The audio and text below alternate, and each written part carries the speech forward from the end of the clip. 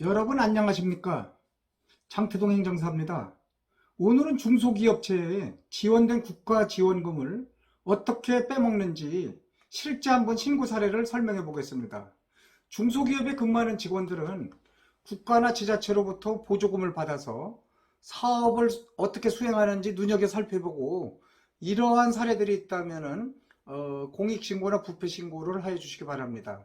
자, 구미에 있는 모 중소기업은 2019년도에 중소벤처기업부로부터 연구과제 지원 사업에 선정돼서 국고보조금 8억 원을 지원받았습니다. 그러나 회사 대표가 보조금 대부분을 횡령한 혐의로 권익위에 보조금 부정수급 신고가 되어 있습니다. 자, 이 업체가 중소기업부에 제출한 사업계획서는 사업 수행을 위해 연구원 9명이 참여하도록 제출해 놓고 실제는 5명만이 참여하여 4명을 실제 고용하지도 않았으면서도 연구에 참여시킨 것처럼 해서 인건비를 빼돌리고 회계서류를 허위로 조작한 것입니다. 자, 또한 이 업체는 사업 과제에 포함된 재료나 부품을 실제는 구매하지도 않았으면서 구매한 것처럼 가짜 견적서, 거래명세서, 세금계산서 등을 작성해서 국비보조금을 야금야금 빼먹었습니다.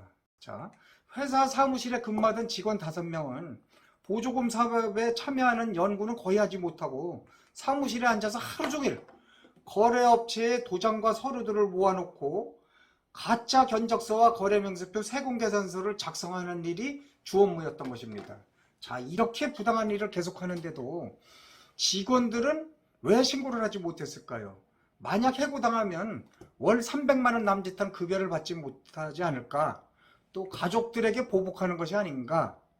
여러 가지 불이익이 있는 것이 아닌가? 그러다 보니 직원들이 양심의 가책을 느끼고 얼마 못 버티고 신고도 못하고 떠나는 일이 다반사였습니다. 사퇴해서 나갔다는 얘기죠. 이렇게 해서 국민의 혈세를 빼먹은 돈이 약 7억 2,600만 원으로 그렇게 계산이 됐습니다. 자, 두 번째 사례입니다. 경남에 있는 모 중소기업은 2016년부터 2020년까지 중기부와 한국에너지평가기술원으로부터 총 4개 사업에 23억 원을 지원받았는데 연구원을 고용하지도 않고 고용한 것처럼 장부를 조작하고 인건비를 지급한 것처럼 속여서 인건비를 쏙쏙 빼먹은 것입니다. 자, 인건비가 도둑질하는데 가장 많이 쓰이는 것입니다. 자, 이 업체는 대표이사를 포함하여 실제 직원 3명이 상근하고 있었는데 이 사업과제에 5명이 근무한 것처럼 장기간 속여서 사업계획서를 허위로 작성해서 일단 제출하고 보조금을 타낸 다음에 대포 통장을 만들어서 허위 근무자에게 인건비를 지급한 것입니다. 자, 이들 2명은 사업 수행 기간 동안 직장에 단 한 번도 출근한 사실이 없었고 실제 이들에게 급여를 지급한 사실도 전혀 없었으며 이들이 연구에 종사하였거나 연구 성과물을 제출한 사실조차도 없습니다. 그럼에도 불구하고 5년 동안 이들에게 인건비와 기타 경비를 지급한 것처럼 회계장부를 조작해서 5억 5,200만 원을 횡령한 것입니다. 심지어는 직원이 퇴직했는데도 퇴직 처리도 하지 않고 건강보험료, 고용보험료 등을 납부하면서까지 속여서 인건비 등을 지급하였는데도 정부 돈을 지급한 중기부와 에너지기술평가원은 현장에 나와서 제대로 된 확인조차 아니하였다는 것입니다.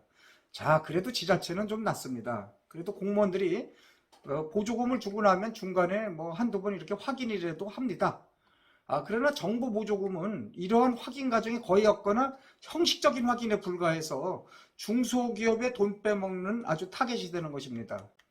자, 그리고 자, 또 한 업체가 있습니다. 경기도에 있는 모 중소기업은 몇몇 중소기업이 함께 참여하는 사업과제에 응모해서 산업통상자원부 산하기관인 한국에너지기술평가원으로부터 거의 100억 원 가까이 정부 보조금을 지원받았습니다. 자, 그런데 이 업체는 실제 연구자는 1명뿐이며 와이프와 처제 등 9명을 연구자로 등록해서 인건비를 횡령하였고 친구를 앞세워 페이퍼 컴퍼니 가짜 회사죠. 3년 이상 자금을 세탁해서 대표가 돈을 빼먹었습니다. 심지어는 가짜 법인체를 만들어 거기서 사업을 직접 수행하는 것처럼 속여서 인건비나 부품비 등 약 8억 원 이상을 이렇게 돌려받는 페이백이라고도 하죠. 하는 방법으로 횡령하였습니다. 자, 이 업체는 이러한 기밀이 외부로 새어나올까봐 직원들에게는 허위 회계서류 작성 작업에 전혀 관여하지 못하도록 차단했습니다. 그리고 통상적인 업무만을 맡겼고 그 대표나 그 가족들이 가짜로 차린 회사들의 도장을 무더기로 새겨놓고 서랍에 넣어놓고서 있는 것입니다.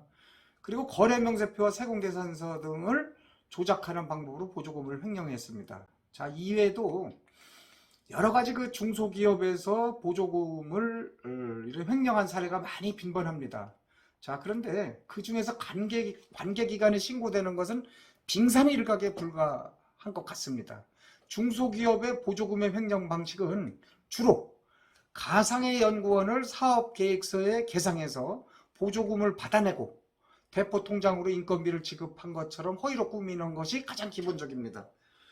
그리고 부품이나 물품을 구입하지도 않았음에도 구입한 것처럼 거래업체와 가짜 거래업체죠. 거래명세서와 세금계산서 등을 허위로 주고받는 이런 장난을 합니다.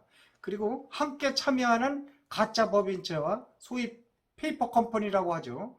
공모에서 가짜로 과제비를 지출한 것처럼 해서 횡령하거나 거래업체와 실제는 거래하지도 않고 페이백의 형태로 다시 돌려받는 그런 수법도 사용하고 있었습니다. 자, 여러분, 무엇보다도 이러한 보조금 횡령이 왜 계속되고 있는가?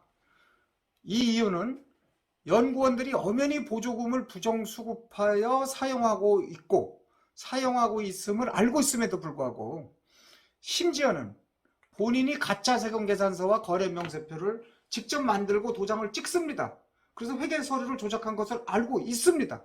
그럼에도 불구하고 직원들은 부패나 보조금 횡령 신고를 하지 못하고 있습니다. 왜냐?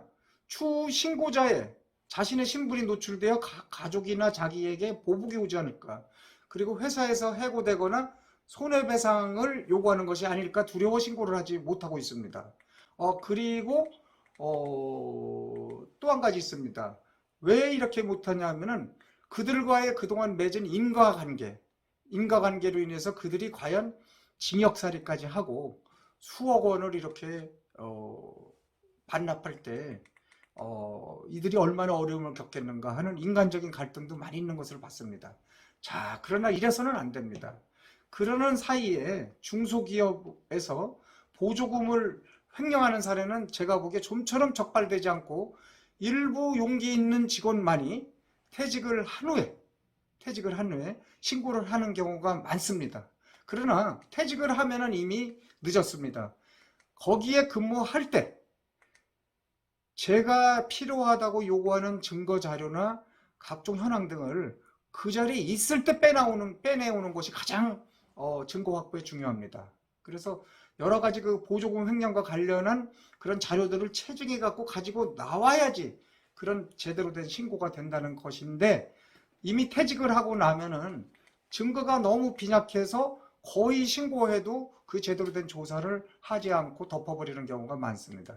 자, 여러분, 문제는 또 있습니다. 정부나 정부 산하기관에서는 매년 엄청난 국가보조금을 중소기업에 신기술 개발이라든지 뭐 기업가치 창출 명목이라든지 뭐 신재생에너지 뭐 개발이라든지 이상한 명목을 붙여서 국고보조금을 뭐 엄청나게 쏟아붓고 있습니다. 그 돈은 우리들의 피와 땀이 서린 국민의 혈세입니다.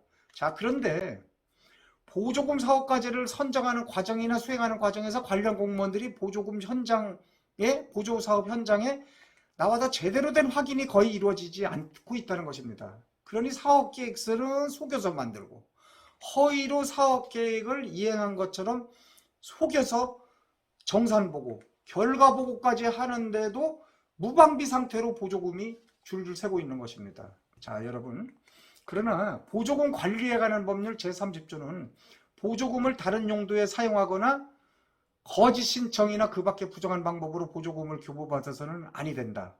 그래서 이렇게 할 경우에는 회수하고 사법 처리까지 되는 거로 그렇게 되어 있습니다. 자, 그리고 부패방지권익위법을 보면은 부패 신고자의 신분이 철저히 보장되고 공익신고자도 마찬가지죠. 신고를 이유로 불이익 처분을 하지 못하도록 되어 있으며, 이를 위반할 경우 뭐 신분 누설도 해서는 안 되죠. 이를 위반할 경우 관계공무원이나 민간인이라도 징역 5년 이하의 징역이나 5천만 원 이하의 벌금에 처하고 있습니다. 그리고 신고 결과 보조금이 추징되면 신고 보상금도 두둑히 받아낼 수 있으니 이제 더 이상 망설이지 말고 용기를 내서 신고해 주시면 감사하겠습니다. 자, 저는 국민권익위원회에서 조사관과 특별조사팀장 그리고 과장으로 재직을 하면서 이제 퇴직을 했고 현재 이러한 업무만을 전담해서 대행하고 있는 행정사입니다.